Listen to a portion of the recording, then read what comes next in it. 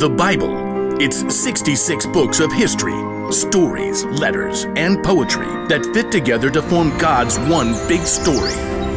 The epic adventure of how He created us and loves us so much that He made a way to rescue us. As we travel through the Bible, from Genesis to Revelation, we discover people who met God and found their lives changed forever. Now, for an amazing story, inspired by the book of Acts, chapter 16, verses 13 through 15. Lydia of Thiatara was a remarkable woman.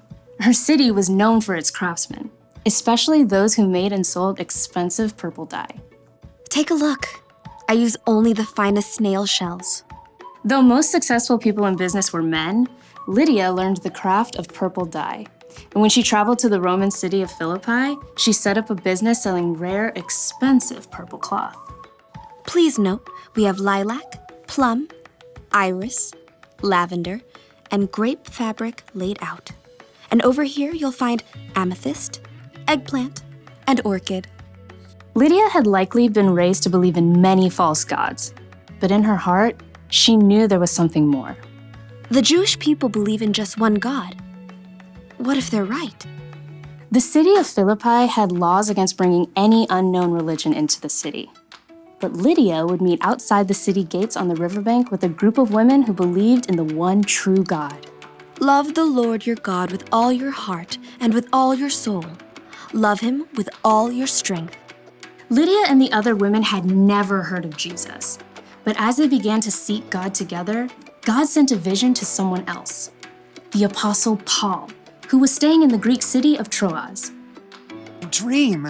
It was so vivid. I saw a man standing right here begging me. He said, "Come over to Macedonia. Help us." Immediately, Paul and his friends set sail. Within a few days, they reached land and traveled to Philippi, one of the most important cities in Macedonia. So we just start by finding a synagogue of Jewish believers, right? I don't think there is a synagogue here. On the Sabbath, a day of worship, Paul and his friends went down to the river, hoping to find a place of prayer. Shall we gather at the river? Excuse me. Hi there. Do you wish to join us? We're praying to the one true God. Absolutely. There, by the river, Paul told the story of Jesus and how anyone who chose to follow Jesus could have a relationship with God that lasts forever. But this is amazing.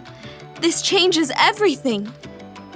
The Lord opened Lydia's heart to believe every word of Paul's message.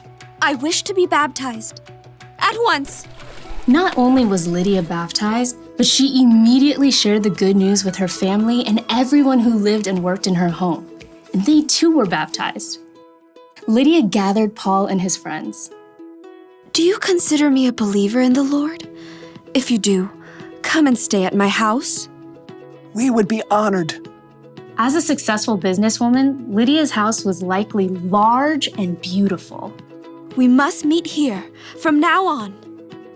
Lydia did not hesitate to give everything she had to the believers in the brand new church. And when Paul and Silas were later thrown in prison and then released, they immediately returned to Lydia's home to rest and prepare before they left the city. You must be brave. Of course we will. Don't forget to write.